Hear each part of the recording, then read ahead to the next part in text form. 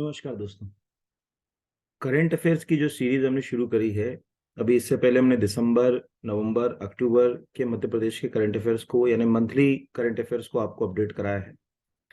इसमें एमसीक्यू के फॉर्म में हमने क्वेश्चंस तो लिए हैं, लेकिन हर एक क्वेश्चन के डिस्क्रिप्शन को और सॉल्यूशन को इस तरह से समझाने की कोशिश की है कि उससे संबंधित जो भी क्वेश्चंस बने एग्जाम में आपसे पूरे बन जाना चाहिए। तो अगर आपने चैनल को सब्सक्राइब नहीं किया है तो पहले चैनल को सब्सक्राइब कीजिए, और इसके पहले के जो भी वीडियो हैं, जैसे आप दिसंबर का है, नवंबर का है, अक्टूबर का है, ऐसे और पहले के जो करंट अफेयर्स हैं मंथली, वो आप देख सकते हैं।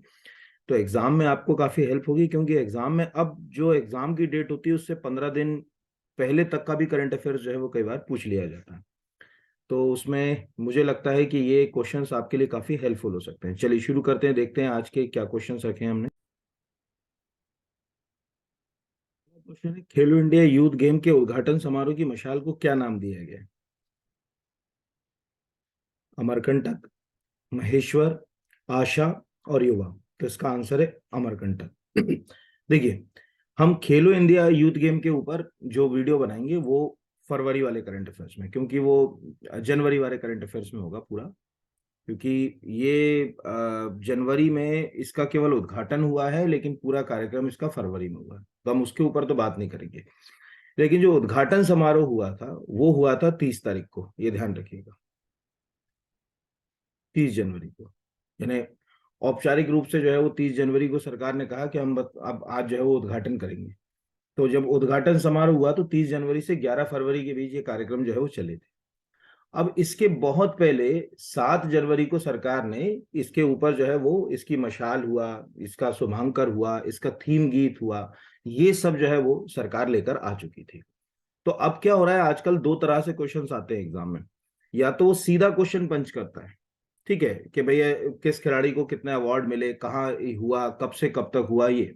या वो ऐसे क्वेश्चंस को लिंक करता है जो हम सीधे सीधे जो है वो पढ़ के नहीं जाते, है ना। जैसे अगर कहा जाए, इसी में अपन ले लेते हैं, सबसे पहले हम बात करते हैं मशाल की। तो ये मशाल मतलब जिस दिन अगर कहा जाए शुभांकर के साथ जो मशाल लेकर आए, तो वो 7 तारीख थी, फिर बाकी 30 तारीख को इसको कार्यक्रम को जो शुरू किया गया। तो मसाल जो बनाई थी, मसाल में भी आपको कम से कम जो है वो याद रखना, अमरकंटक से ये प्रेरित है मत, क्योंकि नर्मदा माँ का जो है उद्गम स्थल है अमरकंटक। तो मशाल तो अमरकंटक से हो गई। अब इस मशाल के ऊपर जो है तीन चीजें हैं। अगर आप ध्यान से कभी इंटरनेट पे ढूंढे उस मशाल को, तो उसके ऊपर एक महाकाल मंदिर का जो है वो चित्र है। यहाँ पर ये लिख दे रहा हूं मैं, महाकाल मंदिर। दूसरा, दौड़ता हुआ चीता, जो अभी आपको याद होगा क्योंकि चीते हमारे पास आए अभी, तो दौड़ता हुआ चीता, ठीक है, जो स्फूर्ति, तीव्रता, ठीक है, लगातार चलने को भी प्रदर्शित कर रहा है। और कमल। तो अभी कमल तो आपने G20 के समिट्स में भी देखा होगा यहाँ पर। तो इन तीन चीजों को उस मशाल में जो है वो लिया गया है। प्लस ये मशाल के अलावा आपको दो चीजें और जो है वो याद रखना है इसमें। पहला, कि इसका शुभांकर, शुभांकर को इंग्लिश में बोलते हैं मस्कट, कि शुभांकर क्या था। तो शुभांकर भी यहां मैं लिख दे रहा हूं, वो था आशा और मोगली। ठीक है, ये शुभांकर भी आप याद रखिएगा। तो इस तरह से थीम गीत भी आपको याद होगा, हिंदुस्तान का दिल धड़का दो। ठीक है, शान जो प्रसिद्ध गायक है, उन्होंने इस गीत को जो है वो आवाज दी। फिर बाद में जब कार्यक्रम हुआ 30 जनवरी को भोपाल के तात्या टोपे स्टेडियम में, जब इस कार्यक्रम का उद्घाटन हुआ था, तो बहुत सारे उसमें मतलब अगर कहा जाए प्रसिद्ध जो है वो व्यक्तियों को बुलाया गया था, जिसमें गायक शान भी थे। तो एक गीत भी गाया गया था, तो ये उसका थीम सॉन्ग ही था, हिंदुस्तान का दिल धड़का दो। तो अब ऐसे क्वेश्चन जो है वो एग्जाम्स में जो है वो पूछे जाने लगे हैं। तो ये याद रखिएगा, मतलब जब भी ये प्रश्न आएगा, ये दो तीन नजरिए से आएगा। पहला, कि इसको लॉन्च कब किया गया, शुभांकर को, थीम सॉन्ग को, मसाल को। तीन प्रश्न बोल रहा हूँ, थीम सॉन्ग, शुभांकर, मसाल लॉन्च कब किए गए। तो 7 जनवरी को। ठीक है, यहां पर कार्यक्रम शुरू कब हुआ, कार्यक्रम का शुभारंभ कब हुआ, तो 30 जनवरी को। ठीक है, ये दोनों बात याद रखना। या और कार्यक्रम चला कब से कब तक, तो 30 जनवरी से 11 फरवरी तक। ये गेम है, ये उद्घाटन है, ठीक है, और ये लॉन्च है, मतलब थीम का, सॉन्ग का और मशाल का, ये तीनों का जो है वो लॉन्च जो है इस तरह से किया गया। तो ऐसे ये क्वेश्चंस आपको आ सकते हैं। मशाल के ऊपर क्या क्या है ये पूछा जा सकता है। शुभांकर आशा मोगली के बारे में बात पूछी जा सकती है। थीम सॉन्ग का पूछा जा सकता है, कौन सा संस्करण था, तो ये 5th नंबर का था। ये सब है। बाकी क्या मेडल टेबल में हम कहाँ स्टैंड कर रहे थे, कब का क्या हुआ, वो सब हम जो है वो इसके जस्ट नेक्स्ट मंथ के करंट अफेयर्स में यानी फरवरी में जो है वो लेंगे। ठीक है। चलिए तो दूसरे क्वेश्चन की ओर बढ़ जाते हैं, देखते हैं दूसरा क्या क्वेश्चन कहता है। दूसरा है, अंडर 19 महिला क्रिकेट टीम में मध्य प्रदेश को पहचान दिलाने वाली सौम्या तिवारी का संबंध किस जिले से, मध्य प्रदेश के किस जिले से, तो उनका संबंध भोपाल से। अब देखिए बहुत बेसिक बेसिक से क्वेश्चन आजकल एग्जाम में जो है वो आने लगे। एक तो आपको कुछ मध्य प्रदेश की प्रसिद्ध जो महिला क्रिकेट खिलाड़ी है उनके नाम याद रखना चाहिए, जैसे पूजा वास्त्रकर का नाम याद रखना चाहिए, या मैं लिख दे रहा हूँ, दो चार तो कम से कम आप याद रखिए ना। पूजा वास्त्रकर, ये पहला नाम है।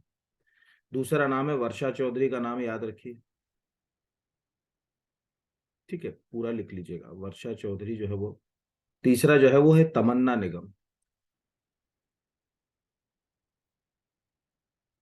ठीक है, तमन्ना निगम। और चौथा जो है वो है नेहा, यहाँ लिख दे रहा हूं मैं, वडबाइक।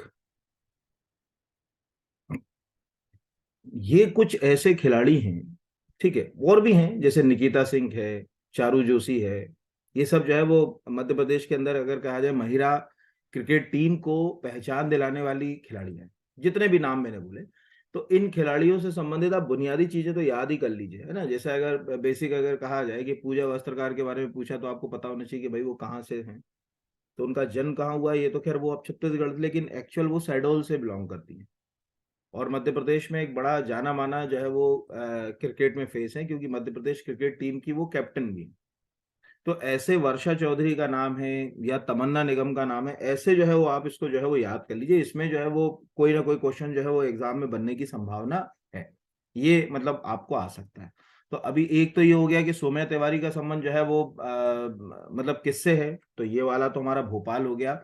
और ये इसीलिए भी आएगा क्वेश्चन, क्योंकि जैसे ही हमने ये अंडर 19 क्रिकेट वर्ल्ड कप जो है वो अभी जीता, तो उसके बाद जो ट्विटर है, फेसबुक है और इंस्टाग्राम है, जितने भी सोशल मीडिया प्लेटफॉर्म्स हैं, उनके ऊपर जो है वो भारत ही भारत जो है वो छा गया।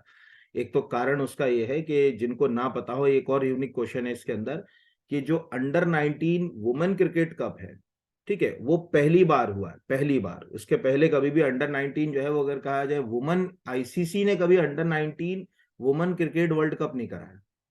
तो कभी कोई पूछे कि पहली बार कब हुआ था, तो पहली बार यही 2023 में हुआ है साउथ अफ्रीका में, और पहली बार ही हम जो है वो जीत गए। ठीक है, इंग्लैंड को 7 विकेट से हराकर। तो ये एक बड़ी अचीवमेंट है कि यार कोई चीज पहली बार हुई और उसको पहली बार ही हमने जो है वो जीत लिया। अब इसके बाद जो है वो मलेशिया थाईलैंड में होगा 2025 में, ये ध्यान रखिएगा। यानी अंडर 19 क्रिकेट का ये फैक्ट आपको पूछा जा सकता है कि कहाँ हुआ था पहली बार। ठीक है, चलिए अगले के ऊपर आते हैं।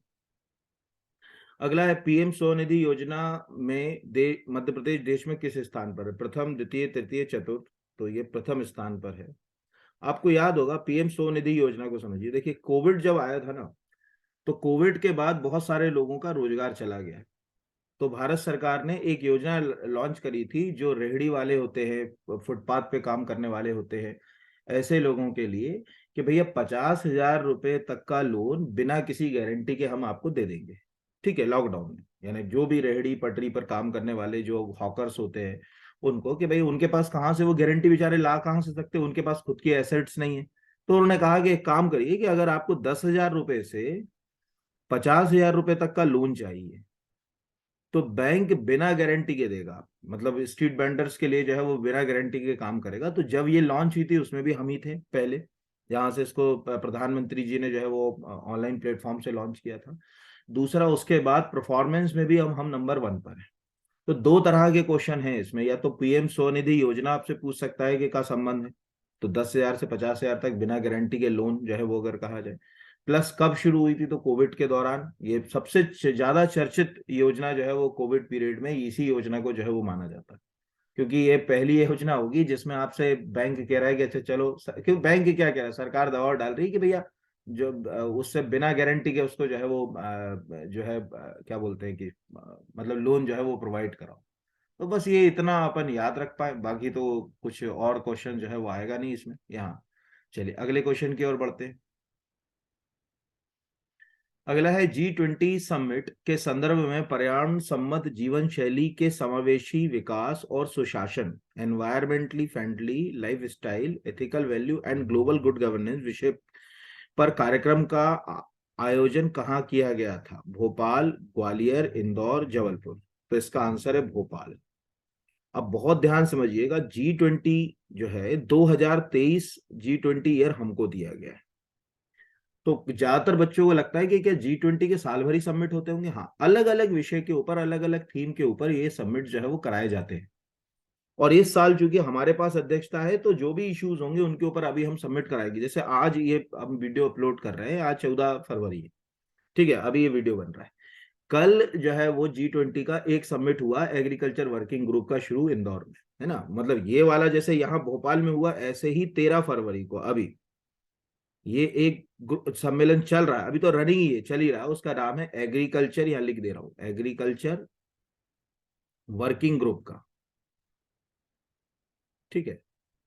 ये सबमिट हुआ है कहां पर? इंदौर में। तो ये आप याद रखिएगा। तो ये इस तरह से, इसमें भी बहुत सारे जो है वो अभी प्रधानमंत्री जी जो है वो सॉरी मुख्यमंत्री जी ने इसका उद्घाटन किया।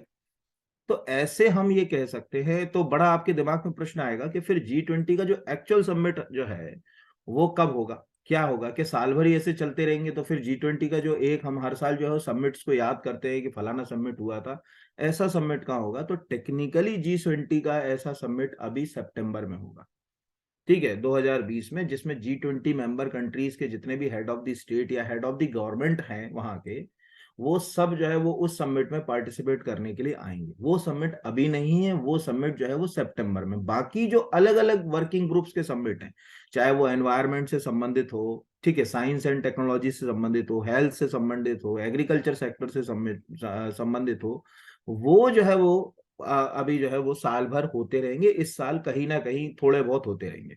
जो मेन समिट होगा, जो मैंने बताया ना, वो 9 सितंबर और 10 सितंबर को होगा दिल्ली में, ठीक है, जिसमें दुनिया भर के जो है वो बड़े बड़े लीडर्स आएंगे। एक मतलब एक प्रकार का शक्ति प्रदर्शन कह लो भारत का, कि भारत दुनिया को बताएगा कि भाई हम जो है वो कहाँ खड़े हैं, कहाँ स्टैंड कर रहे हैं ये। अगला, मध्य प्रदेश की वाणिज्य राजधानी इंदौर में ग्लोबल इन्वेस्टर समिट का आयोजन किया गया था 9 से 12 जनवरी, 10 से 12 जनवरी, 11 से 12 जनवरी, 11 से 15 जनवरी। अभी व्यापम वगैरह के जो क्वेश्चन है उसमें ऐसे क्वेश्चन है, पहले तो आंसर बता दूं कि इसका आंसर जो है वो 11 से 12 जनवरी। व्यापम वगैरह के जो क्वेश्चन है ना, उसमें ऐसे क्वेश्चन बहुत आने लगे आजकल। मतलब जो बिल्कुल वन लाइन फैक्ट वाले क्वेश्चन होते हैं कि यार सीधे सीधे टू दी पॉइंट आंसर आपको जो है वो पता होना चाहिए, और हम लोग कर नहीं पाते। तो 11 से 12 जनवरी के बीच में इन्वेस्टर मीट, इसको ग्लोबल इन्वेस्टर समिट को इन्वेस्टर मीट कहा जाता है। तो उसका उद्देश्य होता है कि भैया आप मध्य प्रदेश के अंदर आइए, और मध्य प्रदेश के अंदर आकर एक स्टैंडर्ड जो मॉडल होता है, जिसको अपन बोलते हैं ना बिजनेस टू बिजनेस मॉडल, यानी B2B मॉडल के ऊपर निवेश कीजिए।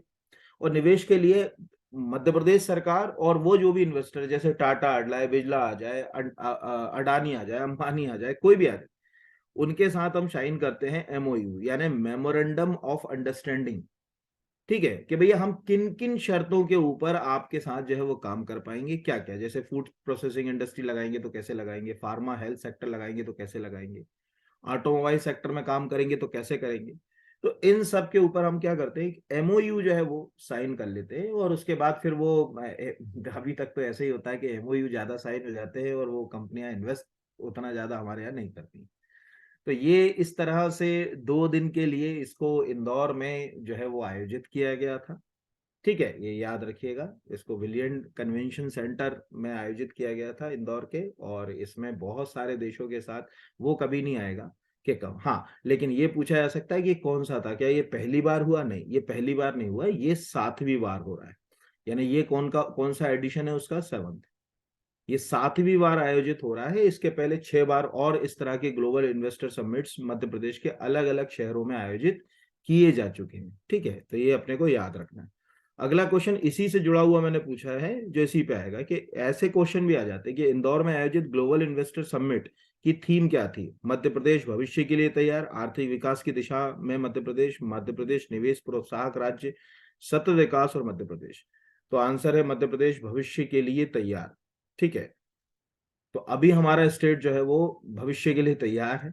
मतलब आप अगर हमारे यहाँ निवेश करोगे तो कहीं ना कहीं उसका लाभ जो है वो आपको भी मिलेगा। ठीक है, तो चलिए अगले क्वेश्चन की ओर बढ़ते हैं, देखते हैं अगला जो है वो क्वेश्चन जो है वो क्या कहता है।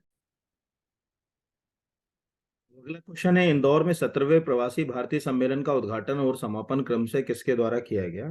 प्रधानमंत्री नरेंद्र मोदी, राष्ट्रपति श्रीमती द्रौपदी मुर्मू, राष्ट्रपति द्रौपदी मुर्मू, प्रधानमंत्री श्री नरेंद्र मोदी, प्रधानमंत्री श्री नरेंद्र मोदी, मुख्यमंत्री श्री शिवराज सिंह चौहान, प्रधानमंत्री नरेंद्र मोदी, राज्यपाल मंगू भाई पटेल। तो आंसर जो है वो है प्रधानमंत्री नरेंद्र मोदी और राष्ट्रपति श्रीमती द्रौपदी मुर्मू। अब ध्यान से समझिएगा, ये जो 17वां प्रवासी भारतीय सम्मेलन था ना, ये 8 से 10 जनवरी तक चला था, है ना। अब कार्यक्रम का शुरुआत तो 8 तारीख को ही हो चुकी थी, यानी कोई पूछेगा कि कब से कब तक कार्यक्रम चले, तो 8 तारीख को कार्यक्रम शुरू हो चुके थे, पर प्रधानमंत्री जी जो आए थे वो आए थे इसमें 9 जनवरी को, और राष्ट्रपति जी को बुलाया था 10 जनवरी को। ठीक है, ये ध्यान रखिएगा, यानी 9 को प्रधानमंत्री जी आए थे और 10 को ये।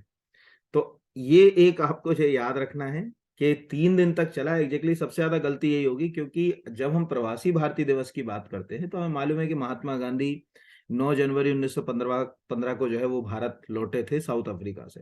तुम्हारे दिमाग में वही याद रहता है कि यार 9 तारीख से ये सम्मेलन हुआ होगा, लेकिन ये सम्मेलन 8 से 10 के बीच चला, ये पहला।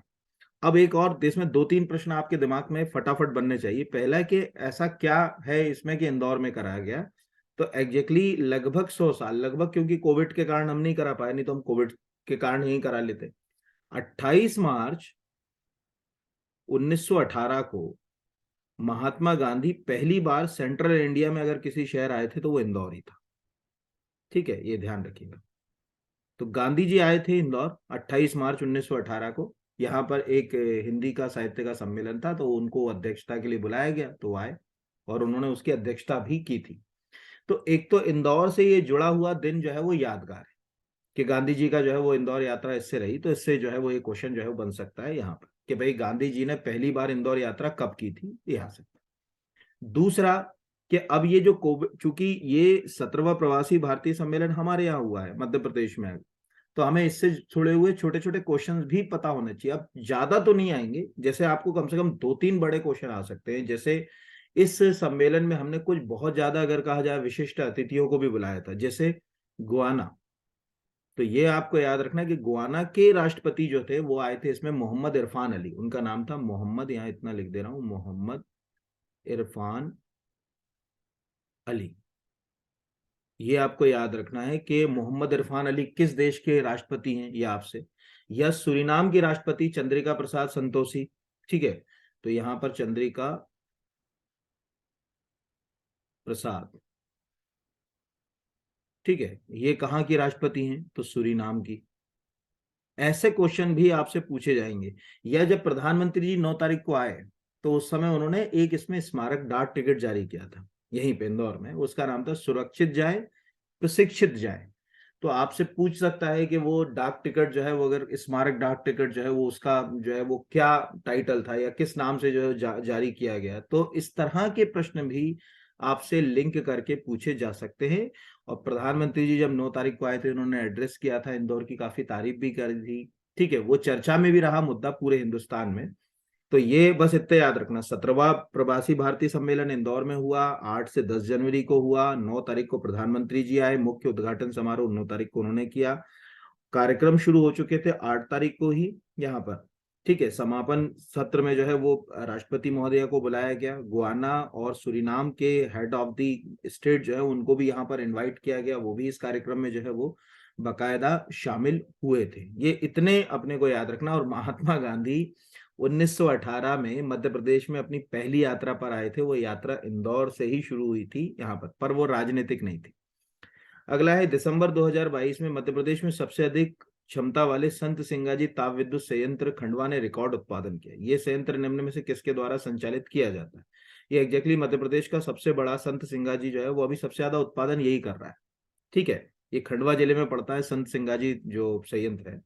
तो NTPC, Madhya Pradesh power generating company limited, Madhya Pradesh ऊर्जा विकास निगम लिमिटेड और मध्य प्रदेश विद्युत मंडल। तो ध्यान समझिएगा, आंसर जो है वो उसका है मध्य प्रदेश पावर जनरेटिंग। देखो, हमको दो तरह से बिजली मिलती है। पहली बिजली तो हम एनटीपीसी के प्लांट से लेते हैं, ठीक है, यानी जो बड़े प्लांट है, लेकिन एनटीपीसी के प्लांट हमारे मध्य प्रदेश शासन के नहीं, ये भारत सरकार के अधीन जो है वो एक अंडरटेकिंग कंपनी है, महारत्न कंपनी। अब हमारे खुद के भी तो जो है वो प्लांट होंगे, तो हमारे खुद के प्लांट कहाँ है, तो हमारे जो Madhya Pradesh power generating company limited है उसके जो है वो अगर कहा जाए प्लांट जो है, उनमें एक प्लांट तो है वो बैतूल में, बैतूल के पास जो है वो सारणी में, जिसको सतपुड़ा सारणी, इस प्लांट का नाम है सतपुड़ा थर्मल पावर प्लांट।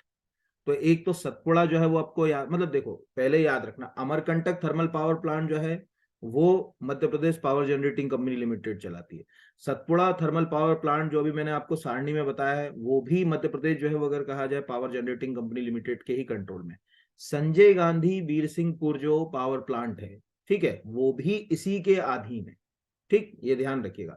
इसके अलावा कुछ नदियों से जुड़े हुए अगर कहा जाए जो पावर प्लांट्स हैं जिनमें पानी लिया जाता है, जैसे राजघाट, बाणसागर, ये भी Madhya Pradesh power generating company limited के पास ही हैं। ये ध्यान रखिएगा मध्य प्रदेश में। नहीं तो आप सोचोगे क्योंकि कई लोगों को ये भी नहीं आइडिया रहता है कि ये Madhya Pradesh power generating company limited नाम की कोई कंपनी भी है मध्य प्रदेश में। ठीक है, तो ये याद रखना। अभी ज्यादातर जो बड़े, कोई पूछेगा बड़े प्लांट कितने हैं, तो बड़े प्लांट इसके पास 4 है। ठीक है, बड़े प्लांट यह लिख दे रहा हूं। पहला जो प्लांट है वो है सारणी में, इसका नाम ही है सतपुड़ा थर्मल पावर प्लांट, उस प्लांट का नाम ही रख दिया गया सतपुड़ा। दूसरा जो है वो है बीरसिंहपुर प्लांट, वो बीरसिंहपुर नाम से ही है। तीसरा जो प्लांट है उसको बोलते हैं चचई, और चौथा जो प्लांट है वो है सिंगाजी। ठीक है, जिसको अपन संत सिंगाजी के नाम से भी जानते हैं। ये इतने 4 जो है वो प्लांट आपको जो है वो याद रखना, मतलब कभी कोई आ जाए तो आपको इसमें से कोई ना कोई क्वेश्चन जो है वो बन सकता है। ये प्लांट वो मैनेज कर रहा है या चला रहा है। ठीक, बाकी अगर कहा जाए मध्य प्रदेश ऊर्जा विकास निगम लिमिटेड, तो जितनी रिन्यूएबल एनर्जी है, जैसे विंड एनर्जी है, सोलर एनर्जी है, बायोमास एनर्जी है, उसके ऊपर मध्य प्रदेश ऊर्जा विकास निगम लिमिटेड काम कर रहा है। और मध्य प्रदेश विद्युत मंडल ये मुझे बताने की बिल्कुल जरूरत नहीं कि क्या काम करता होगा, ये आपका खुद का भी दिमाग इसमें जो है वो चलता ही है। अगला जो क्वेश्चन है वो है, मुख्यमंत्री भू आवासीय अधिकार योजना के तहत किस दिन 10,500 परिवारों को 120 करोड़ रुपए के भू खंडों का वितरण टीकमगढ़ में मतलब किया गया? 2 जनवरी, 3 जनवरी, 4 जनवरी, 5 जनवरी। ये क्वेश्चन आपको पीएससी लेवल के एग्जाम में कभी नहीं आएगा, व्यापम में ये क्वेश्चन आएगा। क्यों आएगा अब ये भी समझ लो। देखो क्या होता है ना, व्यापम के जो पेपर होंगे अभी, जैसे पटवारी के पेपर है या ग्रुप 2 ग्रुप 4 के पेपर है, वो कम से कम 40 से 50 शिफ्ट में होंगे।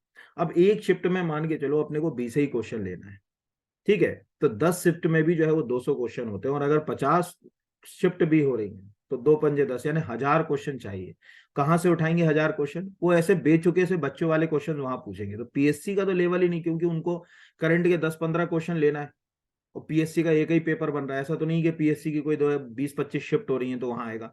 लेकिन व्यापम के क्वेश्चन में याद रखिएगा, बहुत छोटे छोटे करंट के भी क्वेश्चन आपको पूछे जा सकते हैं, तो वहां ये क्वेश्चन आपको जो है वो पूछा जा सकता है, बाकी में तो जो है वो नहीं आएगा। अगला क्वेश्चन है, गणतंत्र दिवस समारोह 2023 में मुख्यमंत्री शिवराज सिंह चौहान ने कहाँ झंडा वादन किया? भोपाल, इंदौर, जबलपुर, ग्वालियर। ये तो बच्चों वाला क्वेश्चन है, लेकिन फिर भी आपको पता होना चाहिए। जबलपुर। एक्चुअल देखो, 2 दिन होते हैं हमारे पास। एक होता है 15 अगस्त।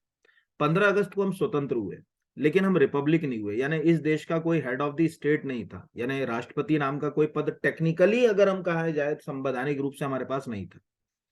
तो उस समय हमारा जो मुखिया होता था वो प्रधानमंत्री होता था। ये इसीलिए आज भी 15 अगस्त का कार्यक्रम जो होगा उसको जो है वो हेड करेगा कौन? प्रधानमंत्री। जैसे कोई कहे कि लाल किले पर 15 अगस्त पर कौन भाषण देंगे? प्रधानमंत्री जी। मध्य प्रदेश में कौन देंगे? तो मुख्यमंत्री जी। लेकिन 26 जनवरी का जो दिन है उस दिन हम रिपब्लिक हो गए, गणतंत्र बन गए, और गणतंत्र बनने के बाद इस देश का जो हेड ऑफ द स्टेट है, मतलब राष्ट्र प्रमुख, वो राष्ट्रपति, राज्य में राज्यपाल कहलाने लगा। ठीक है, यानी अब हमारे पास संवैधानिक पद आ गया। तो संवैधानिक पद के तहत भारत में राष्ट्रपति, राज्यों में राज्यपाल जो है वो अगर कहा जाए, ये झंडारोहण का काम जो है उनको दे दिया गया है ना। मतलब ये आप याद रखिएगा उसको लिंक करके, ऐसे क्वेश्चंस भी आपको पूछे जा सकते हैं। अगला क्वेश्चन जो है वो मैंने इसलिए लिया है क्योंकि ये क्वेश्चन सबसे ज्यादा गलत होने वाला है। 30 जनवरी को शुरू हुए खेलो इंडिया यूथ गेम का आयोजन मध्य प्रदेश के कितने शहरों में किया जाएगा? 5, 8, 11, 52। अब इसमें ध्यान से समझिएगा, आंसर तो बच्चों वाला है 8, कि भोपाल, इंदौर, जबलपुर, ग्वालियर, उज्जैन, मंडला, बालाघाट, महेश्वर, ये मैंने लिखवा भी दिए। ठीक है कि भैया इन 8 शहरों में ये खेलो इंडिया का आयोजन हो रहा है। लेकिन अब प्रश्न को ध्यान समझिएगा, वो ऐसा पूछे खेलो इंडिया यूथ गेम का आयोजन कितने शहरों में हुआ, कितने शहरों में। यहां पर अगर ये कहा जाए कितने शहरों शब्द पूछे वो, तो आंसर हो जाएगा 9, क्योंकि इसका एक इवेंट जो अभी मैं नीचे ले रहा हूं साइकिलिंग आएगा, एक क्वेश्चन मैंने उसका भी बनाया, वो दिल्ली में होना है आईजी स्टेडियम में। ठीक है, तो अगर कितने शहरों पूछ रहा है तो 9, मध्य प्रदेश के कितने शहरों पूछ रहा है तो 8। ठीक है, दोनों में अंतर याद रखिएगा, वहां मतलब इतना जल्दी गलत होगा क्वेश्चन कि आप सोच नहीं सकते, ऐसे क्वेश्चन बहुत गलत होते हैं। तो हमारे 8 शहर तो आपको दिख रहे हैं, भोपाल, इंदौर, जबलपुर, ग्वालियर, उज्जैन, मंडला, बालाघाट और महेश्वर। दिल्ली वाला साइकिलिंग के लिए हमने चुना है, वहां आईजी स्टेडियम जो है वो अगर कहा जाए बेलोड्रम में हम साइकिलिंग का एक इवेंट जो है वो कराएंगे। ठीक है, मतलब इस स्पोर्ट में, तो ये लिंक करके आपको याद रखना है, क्वेश्चन इसमें से आ सकता है। अगला क्वेश्चन भी बहुत ज्यादा गलत होने की संभावना वाला क्वेश्चन है, ध्यान से समझिएगा। 2023 के गणतंत्र दिवस की पूर्व संध्या पर मध्य प्रदेश की 4 हस्तियों को पद्मश्री से सम्मानित किया गया। ठीक है, ये बिल्कुल सही है, इसमें कोई गलत नहीं है। 2023 में पद्मश्री पुरस्कारों में मध्य प्रदेश की हस्तियों को 4 पद्मश्री पुरस्कार प्राप्त हुए, ये गलत है। ठीक है, ध्यान रखिएगा, हमें 4 पद्मश्री प्राप्त नहीं हुए, हमें 3 पद्मश्री पुरस्कार प्राप्त हुए, हस्तियां 4 है। ठीक है, हस्तियां 4 है क्योंकि झाबुआ के रमेश और शांति परमार परमार को एक कला के क्षेत्र में, दोनों हस्बैंड वाइफ है, उनको एक, वो गुड़िया कला के लिए जानते, 30 साल से गुड़िया बना रहे हैं, तो गुड़िया कला के लिए उनको एक जो है वो पद्मश्री से सम्मानित किया गया। दूसरा अगर कहा जाए चिकित्सा के क्षेत्र में, जबलपुर के एनसी डावर को, यहाँ पर 5 रुपए में वो इलाज करते थे, फिर बढ़ते हुए 5 से 10 और 20 रुपए तक आया। बट बड़ी बात है कि आप मतलब इस व्यवसायिक जगत के अंदर एक समर्पण से जो है वो सेवा से काम कर रहे हैं।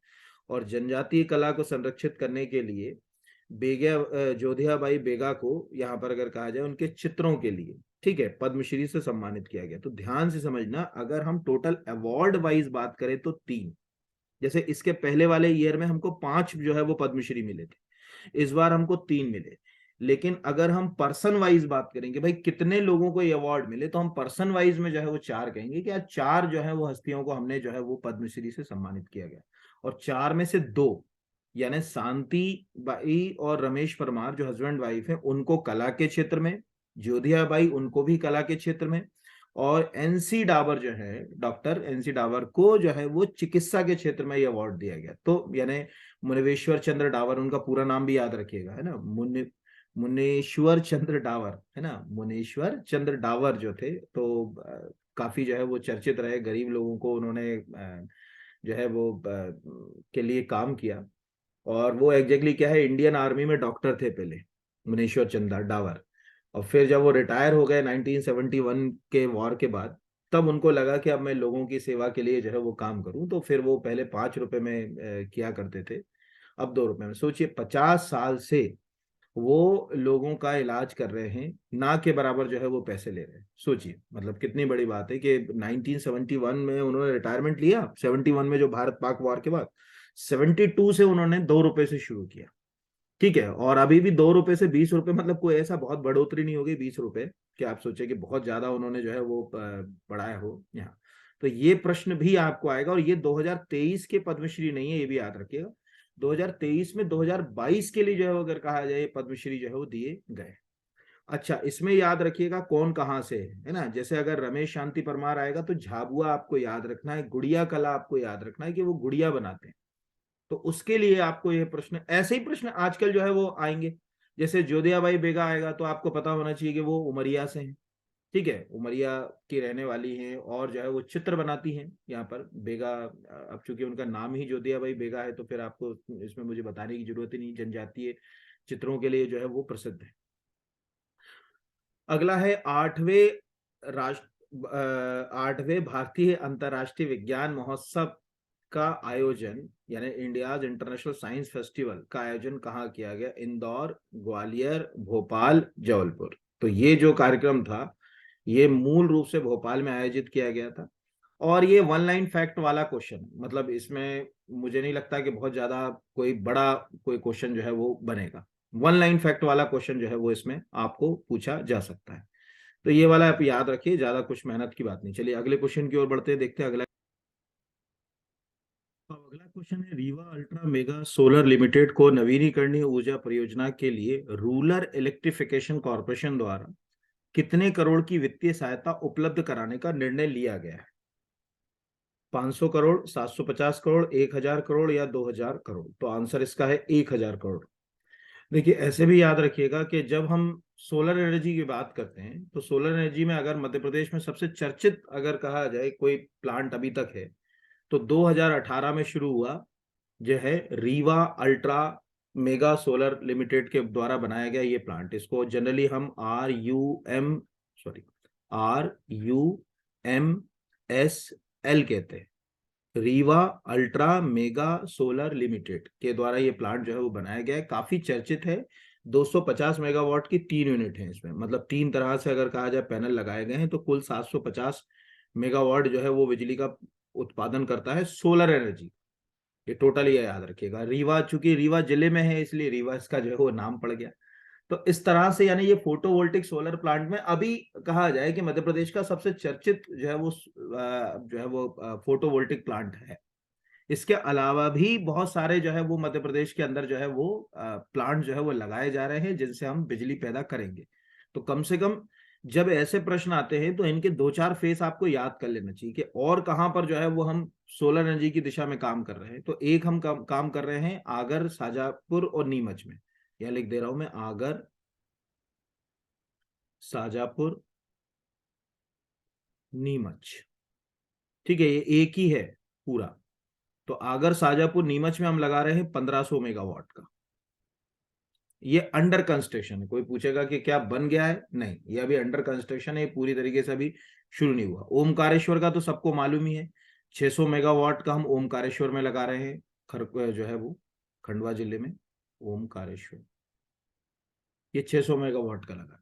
सेम अगर कहा जाए जैसे ओमकारेश्वर में लग रहा है वैसे ही छतरपुर में 950 मेगावाट का लगा रहे हैं, 950 मेगावाट का छतरपुर में। ठीक है, ये छतरपुर के अंदर जो है वो उसको लगाया जा रहा है। और एक मुरैना में लगा रहे हैं हम 1400 मेगावाट का, मुरैना। ये सब जो है वो सरकारों की, मतलब अगर कहा जाए भारत सरकार के सहयोग से भी इसके ऊपर काम किया जा रहा है। तो आगर, शाजापुर, नीमच, ठीक है, ओमकारेश्वर, छतरपुर, मुरैना, इन सब में हम सोलर जो है वो अगर कहा जाए पावर प्लांट इसमें लगा रहे हैं।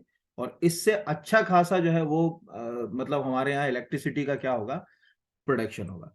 तो ऐसे क्वेश्चंस लिंक करके बनते हैं, मतलब कहीं ना कहीं इन क्वेश्चंस में मतलब ये क्वेश्चन आएंगे या क्या करके आएंगे वो देखने वाली बात। अच्छा, इसमें एक चीज और मैं बता दूं, जैसे मैंने पहला लिखा आगर, शाजापुर, नीमच, इसमें कंफ्यूज्ड वेल्सपन से मत हो जाना। एक वेल्सपन का ऑलरेडी जो है वो प्लांट है नीमच में, यहां लिख दे रहा हूं मैं। वो मध्य प्रदेश शासन और भारत सरकार का नहीं, वो वेल्सपन कंपनी ने लगाया है। वो 151 मेगावाट का है, वेल्सपन कंपनी के द्वारा लगाया गया है नीमच में, जावद जिले के अंदर, भगवानपुर में। यानी नीमच के अंदर जो जिला जो है वो अगर कहा जाए तहसील है जावद, और गांव जो है जिस गांव में वो लगाया गया है उसका नाम है भगवानपुर। इससे कंफ्यूज मत हो जाना, क्योंकि ये जो प्लांट है ना ये सरकारी उस पे नहीं है, ये वेल्सपन कंपनी का है। ठीक है, ये वेल्सपन कंपनी के द्वारा लगाया गया है। तो इस तरह से क्वेश्चंस को लिंक करना है। कोई पूछेगा कि किसके उससे लगाया गया है, तो ये Welspun solar Madhya Pradesh private limited का प्लांट है ये। बाकी जो है वो अभी जैसे आज अपने एनर्जी से संबंधित 2-3 क्वेश्चन अच्छे हेल्दी कर लिए, तो उनमें कोई क्वेश्चन आपको बन सकता है, तो ये सब नोट करके आप लिख सकते हो। अगला वही जो ऊपर प्रश्न मैंने किया था वो क्वेश्चन अब उलझाएगा आपको। मध्य प्रदेश में आयोजित खेलो इंडिया यूथ गेम 5.0 का कौन सा एक खेल दिल्ली में खेला जाएगा? खो खो, काइकिंग, कैनोइंग, ठीक है, कैना सालम और रोइंग, और साइकिलिंग। तो इसका आंसर है साइकिलिंग। मैंने क्या बताया था कि 8 जो शहर है वो एमपी के हैं, एक शहर एमपी से बाहर का है, दिल्ली। तो दिल्ली में आपको याद होगा एक स्टेडियम है जिसका नाम है IG stadium, technically Indira Gandhi stadium ही है उसका नाम, उसको आईजी स्टेडियम कहते हैं। उस वेलोड्रम, आईजी स्टेडियम वेलोड्रम में ये साइकिलिंग का इवेंट वहां होगा। बाकी पूरे जो इवेंट हैं इसमें, जितने भी इवेंट हैं वो मध्य प्रदेश के जो ऊपर अभी आपको मैंने बताया कि जो 8 अगर कहा जाए शहर है, उन्हीं में किया जाएगा, केवल इसको छोड़कर। तो ये एक जो है वो याद करिएगा, मतलब एग्जाम में कभी कोई क्वेश्चन पूछ ले तो ये अपने को पता होना चाहिए कि इससे जुड़े हुए जो है वो यहाँ पर। तो वेलोड्रम एग्जैक्टली साइकिलिंग ट्रैक होता है, ठीक है, ये ध्यान रखिएगा। ट्रैक साइकिलिंग के लिए जो वेलोड्रम जो है वो पूरा उसको जो है वो बनाया गया है। तो उसमें होगा हमारे पास, चूंकि ऐसा कोई साइकिलिंग ट्रैक है ही नहीं, या ट्रैक साइकिलिंग के लिए कोई भी जो है वो अगर वेलोड्रम हमारे पास है नहीं, इसीलिए वहां करा रहे हैं। तो ये मैं यहां लिख दे रहा हूं बेलोड्रम, ये याद रखिएगा। कोई पूछे, एक तो ये स्पोर्ट टर्मिनोलॉजी में पूछ लेगा कि बेलोड्रम जो है वर्ड का प्रयोग जो है वो किस खेल के लिए जो है वो किया जाता है, मतलब कौन सा जो खेल है उसके लिए हम बेलोड्रम का इस्तेमाल करते हैं।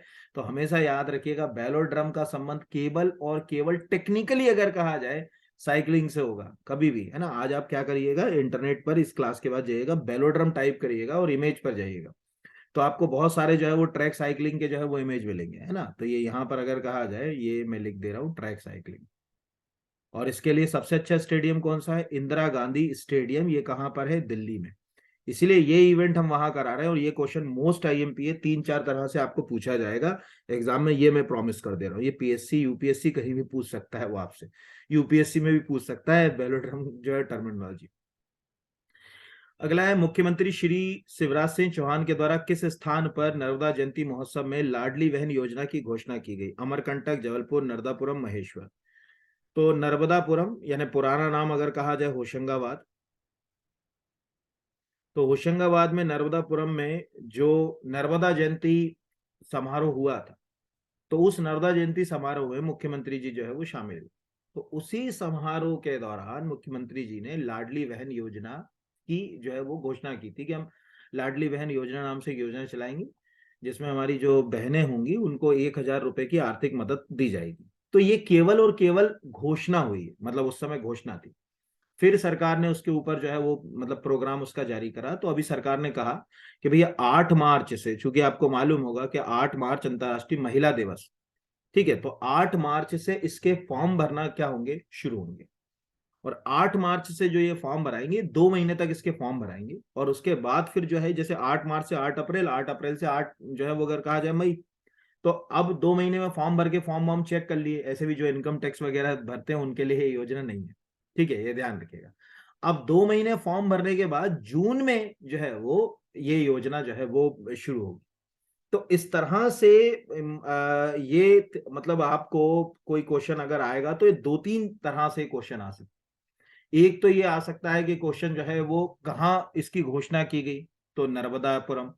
दूसरा कि एक और प्रश्न आपसे पूछ लेगा कि नर्मदा मतलब अच्छा दिन भी पूछ सकता है कि घोषणा का दिन है, तो 28 जनवरी को या अभी 2023 को नर्मदा जयंती थी, ये याद रखिएगा। तो 28 जनवरी को नर्मदा जयंती थी, उसी दिन मुख्यमंत्री जी आए, उसी दिन ये घोषणा हुई।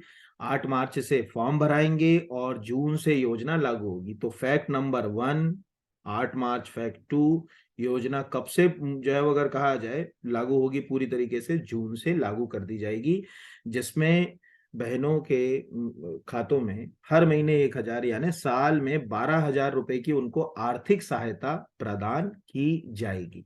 ये अपने को याद रखिएगा, ठीक है। अगला है, निर्झरणी महोत्सव का संबंध निम्न में से किससे है?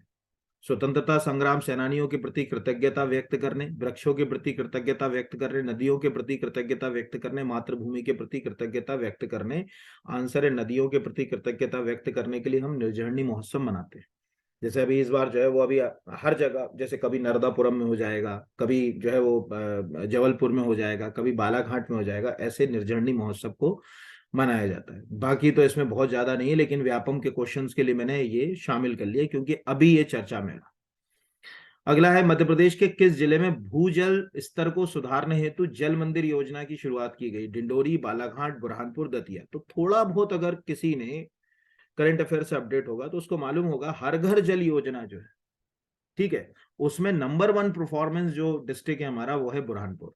हर घर जल जो योजना सरकार ने शुरू करी है कि भाई घर तक जो है वो नल से पानी आपके घर तक आए, स्वच्छ पेयजल जो है वो मिले आपको।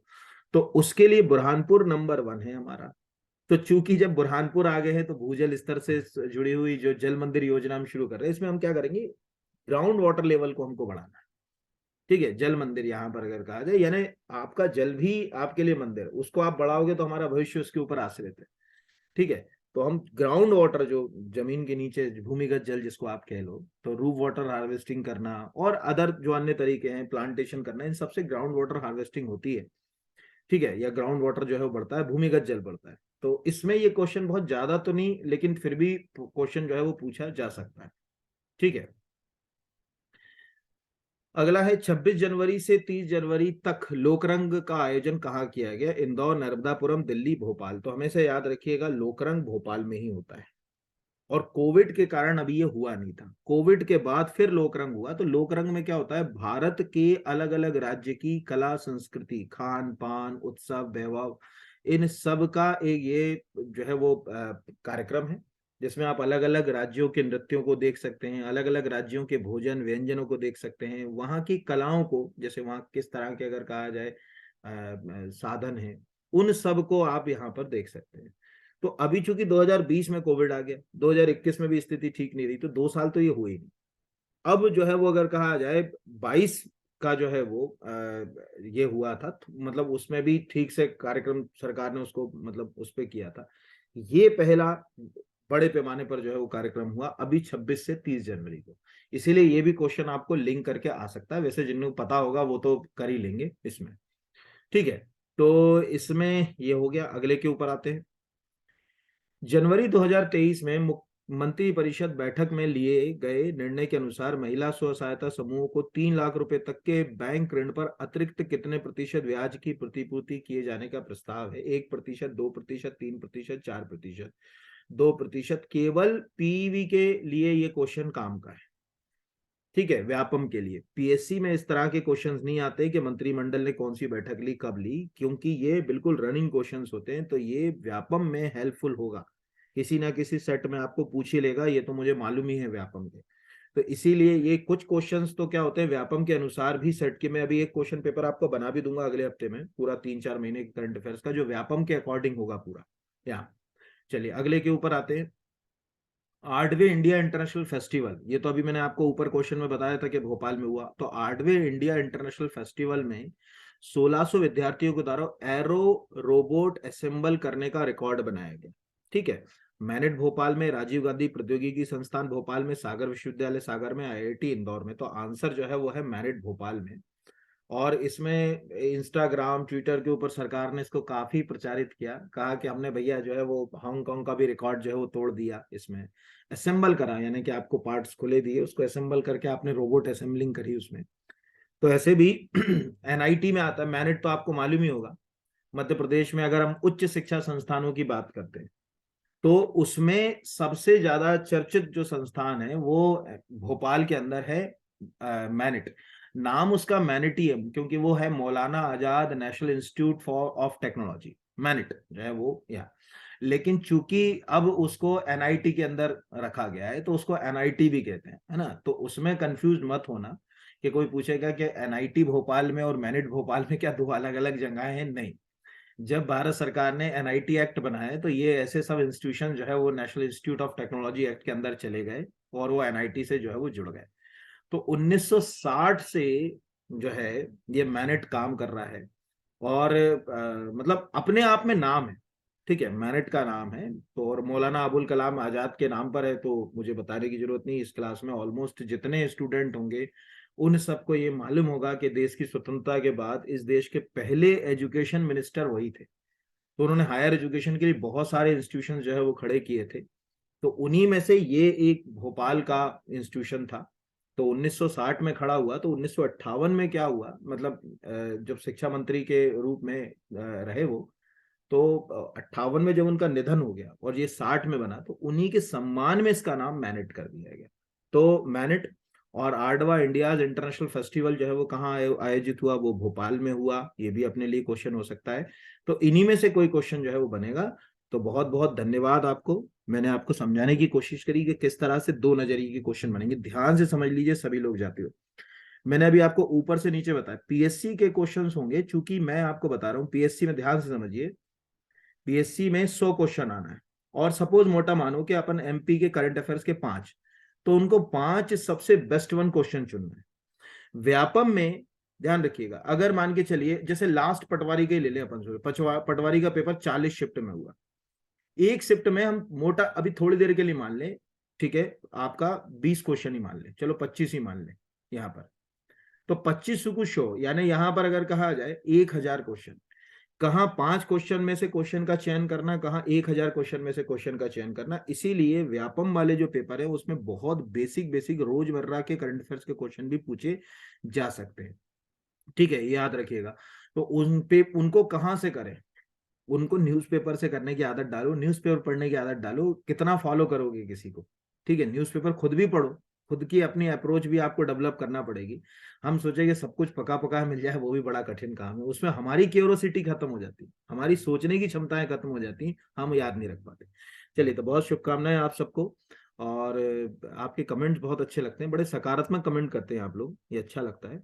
और अगर आपने चैनल को सब्सक्राइब नहीं किया होगा तो बहुत रिक्वेस्ट है मेरी कि इस चैनल को जरूर सब्सक्राइब कीजिए। जितना कंटेंट इसके ऊपर डला हुआ है, आपको कहीं कोई, एक शब्द सरल मैं बोलना चाहूंगा, टाइम पास करने वाला कोई भी कंटेंट इसमें नहीं है। जो भी प्रश्न मैं करता हूँ, जो भी डिस्कशन करता हूँ, हर एक प्रश्न की एक खासियत होती है कि वो एग्जाम से आपको कहीं ना कहीं ले जाकर जोड़ देगा। अगर आपको मैनेट की कहानी सुनाई तो मुझे मालूम है कि हो सकता है कि वो मैनेट की स्थापना पूछ ले, मौलाना आजाद के बारे में पूछ ले, फर्स्ट एजुकेशन मिनिस्टर के बारे में पूछ ले। ऐसा कोई भी क्वेश्चन आपसे पूछा जा सकता है। तो ऐसे क्वेश्चंस आपको बेसिक जो है वो पता होना चाहिए। इसके पहले ये सीरीज ऑलरेडी चली आ रही है करंट अफेयर्स की, दिसंबर का, नवंबर का, अक्टूबर का, ठीक है, उसके पहले का भी आप जो है वो देख सकते हैं। और ये इतनी हेल्दी सीरीज है कि एक करंट अफेयर्स है 2021 का, आप देखिएगा उसमें से 6 से 7 क्वेश्चन आपको आराम से एमपीपीएससी के पेपर में मिल जाएंगे। ठीक है, और बाकी पेपरों में भी। तो बहुत बहुत शुभकामनाएं सबको, धन्यवाद। ठीक है, ईश्वर करे कि आपको सफलता प्राप्त हो।